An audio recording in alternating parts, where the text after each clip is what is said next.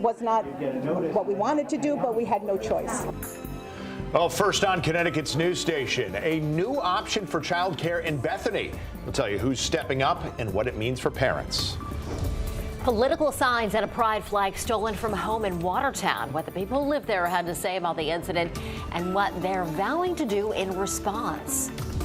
And as the first ballots of the 2024 election are about to be cast, Kamala Harris and Donald Trump went head-to-head for a presidential debate. Both candidates were directly asked if they support Ukraine in its war with Russia. We'll have their answers. All local, all morning. This is Fox 61, Connecticut's news station. Good morning. Happy Wednesday. We're halfway through the week. We're glad you're starting off your day with us. I'm Erica Arias. And I'm Tim Lammers. Starting with the forecast as we get right over to meteorologist Matt Scott. As promised, another beautiful day yesterday. Oh, it was nice. You ever have one of those photocopiers and you get angry because it gets stuck and it just keeps spitting out the same thing over and over and over again? Mm-hmm. That's your forecast. Okay. Except we have sunshine, so I don't think anybody's really going to complain about it, right? I was going to say, very different feelings coming there. Let the copier go, right? Absolutely. Still the same. We are a little chilled out there now. Warmer coming up in the afternoon as we continue to warm up the numbers. And the Gulf bracing for Francine's landfall later on today. We'll get you up to date with her as a Category 1 hurricane right now coming up. Satellite radar pictures clear, and as a result, the temperatures have dropped off. Many of you, as I told you would happen, would be in the 40s.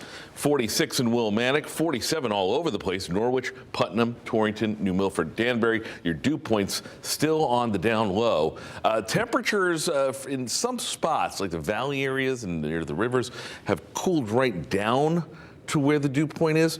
Maybe a little fog out there. I'm not seeing much, but be mindful of that, road warriors, if you're getting a jump start on your day at 6:02. 50 degrees now, mostly sunny now, mostly sunny later as temperatures make a run at 80 degrees and even warmer in the 70s. We'll talk about that carbon copy forecast coming up. Here's a look at traffic right now, 6:02. Good morning to you, Rachel Piscatelli. Hey, good morning, Matt. Following an issue over in Hartford, so heads up for Capital City drivers on 84. A portion of exit 46, that off-ramp closed this morning due to a crash, so we'll keep you posted on when that reopens. Want to also alert folks to Darien. That crash has also cleared for your morning commute. So a live look outside over in Hartford this morning showing you that volume is up. This is just out by exit 45 and 46, so that median there, and you can see that volume is up as you're traveling into the capital this morning, although your drive times, New Britain Ave to the Hartford Tunnel, 6 minutes eastbound 84. Tim and Erica, good morning. And good morning to you. Now, in Bethany, parents will soon have a new option for childcare. Yeah, town leaders say the Woodbridge Jewish Community Center is going to step in after the Parks and Rec Department shut down its program last week. Fox 61's Brooke Griffin is live in Bethany this morning with new details about why that program ended on such short notice. Brooke. Well, parents here in Bethany are finally getting some of those answers as to why that program closed just pretty abruptly, it seemed, on Friday. Now, they tell us that they are happy that a new plan is in place at this point, but it's really not ideal for them because the cost, the location, and the hours are all different now. So just a lot of things to try to work around. But the Bethany Parks and Rec saga really began back in July when a former employee was arrested for sexually assaulting multiple young girls. That was as far back as December of 2022. In wake of that arrest, the Parks and Rec director resigned and her assistant was placed on leave. We now know that the interim director has also resigned. Essentially, that leaves nobody in charge of the programs, including the before and after school care one. On Friday, that program was abruptly shut down, leaving parents only 2 days to find a new child care in a rural area without many options. Last night, the town held a special meeting explaining the program needed to be shut down because there's just simply nobody to run it. Now Woodbridge's Jewish Community Center is offering to take in 46 kids, but at a higher cost and with different hours than the Parks and Rec program. Bethany town officials proposed covering the cost gap for parents, at least for now, but that's something that still has to be approved. As for the future of the Parks and Rec program, that's up in the air.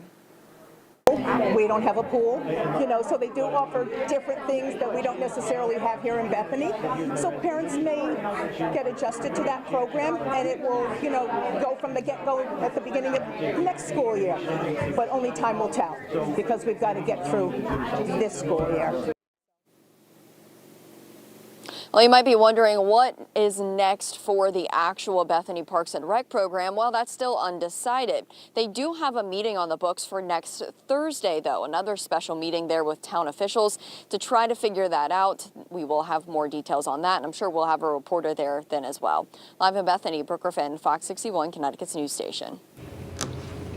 Okay, Brooke, thank you so much. We certainly appreciate it. Kamala Harris and Donald Trump met on the debate stage in Philadelphia last night. For now, it's the only one between the two before Election Day. Now, in that debate, which was hosted by ABC News, the candidates talked about a variety of issues, including abortion, immigration, the economy, and the wars in Israel and Ukraine. Now, when Trump was asked directly if he thought Ukraine should win the war, he didn't say yes or no, and instead exaggerated how many people have died. I want the war to stop. I want to save lives that are being uselessly, people being killed by the millions. It's the millions. It's so much worse than the numbers that you're getting, which are fake numbers. Through the work that I and others did, we brought 50 countries together to support Ukraine in its righteous defense. And because of our support, because of the air defense, the ammunition, the artillery, the javelins, the Abrams tanks that we have provided, Ukraine stands as an independent and free country. There are no exact figures on how many people have died, but most estimates are in the low hundreds of thousands. Just after the debate, singer and songwriter Taylor Swift endorsed Kamala Harris for president in a post on social media.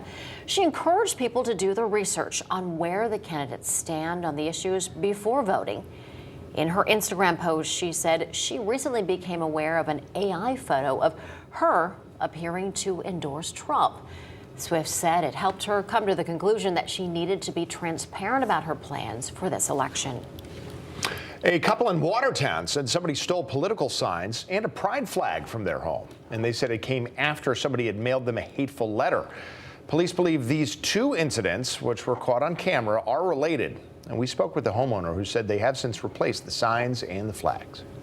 Their intention is to silence us. Their intention is to intimidate us, and I'm not going to be silenced or intimidated. What I will say, it was a crime, and it was unkind, and it was intimidating, and it was meant to scare someone, and that's not acceptable, however you classify it. Now, police said they are investigating this as politically motivated harassment and theft, but the chief says the evidence doesn't meet the threshold for it to be a hate crime.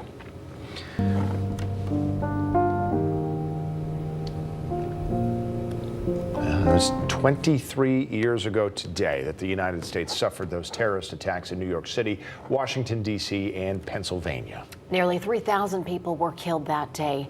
In Connecticut, Governor Lamont has ordered all flags to be lowered to half-staff today.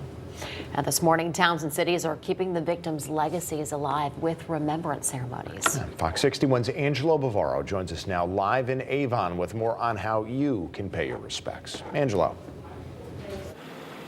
Tim, Erica, good morning. And one of those events will start right here at St. Anne's Church in Avon. This is where members of the volunteer fire department, they're doing a memorial run that is set to start any minute now. You can see the trucks arriving as we speak. That will start here at the church and over at Company 1, and that is where a service will take place at 8 o'clock this morning. This is just one of many events happening all across the state. Take a look. We do have a list for you on the screen. Meriden annual 9/11 Remembrance Ceremony, that is set for 8:30 outside of City Hall. And during that event, an American flag that flew over the rubble of the World Trade Center will be raised to half-staff. Milford also hosting a ceremony of song and prayer at the September 11th Monument by City Hall. Ringing of the bells during that ceremony will happen at 8:46, the time of that first attack.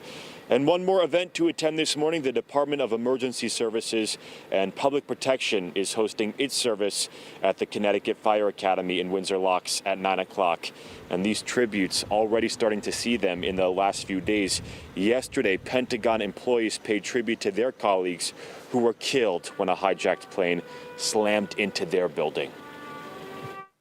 So let this anniversary be a reminder of our continued responsibility to this nation, to carry forward to each generation the value of public service, to share this important history, to tell our stories, and to honor in name and in deed all those we lost.